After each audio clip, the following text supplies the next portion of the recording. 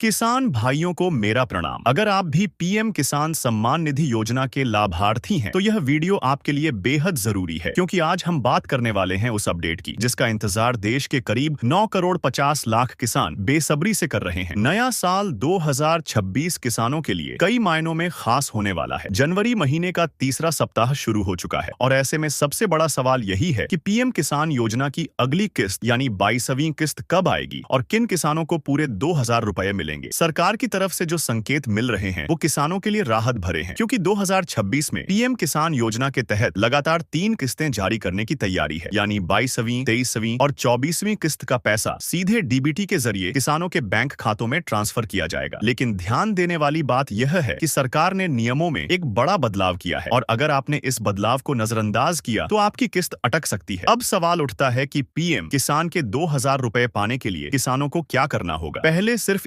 KYC जरूरी थी, लेकिन अब सरकार ने यूनिक फार्मर आईडी को भी अनिवार्य कर दिया है। सरकार का साफ कहना है कि जिन किसानों के पास फार्मर आईडी नहीं होगी उनकी आने वाली किस्त रोकी जा सकती है। फार्मर आईडी दरअसल किसान की डिजिटल पहचान है, जिसमें किसान की जमीन, फसल, पशुपालन और आमदनी से जुड़ी पूरी जानकारी दर्ज होती है। इसका मकसद यह सुनिश्चित करना है कि योजना का लाभ सिर्फ सही और पात्र किसानों तक ही पहुंचे और फर्जी लाभार्थियों पर पूरी तरह से रोक लगे। फार्मर आईडी बनवाने की प्रक्रिया भी ज्यादा मुश्किल नहीं है। जो किसान ऑनलाइन आवेदन करना चाहते हैं वे अपने राज्य के एग्रीकल्चर स्टेट पोर्टल पर जाकर रजिस्ट्रेशन कर सकते हैं। आधार कार्ड के जरिए केवाईसी करनी होती है। इसके बाद जमीन से जुड़ी जानकारी जैसे खसरा या जमाबंदी जोड़नी होती है और परिवार की डिटेल्स मैप करनी होती है। सारी जानकारी सही पाए जाने पर संबंधित विभाग जांच करता है और फिर किसान को यूनिक फार्मर आईडी जारी कर दी जाती है। अगर किसी किसान के पास अलग अलग जगह खेत हैं, तो सभी खेतों की जानकारी एक ही आईडी में जोड़ना बेहद जरूरी है। डॉक्यूमेंट्स की बात करें तो आधार कार्ड सबसे जरूरी है और आधार से लिंक मोबाइल नंबर होना चाहिए। जमीन के कागजात, राशन कार्ड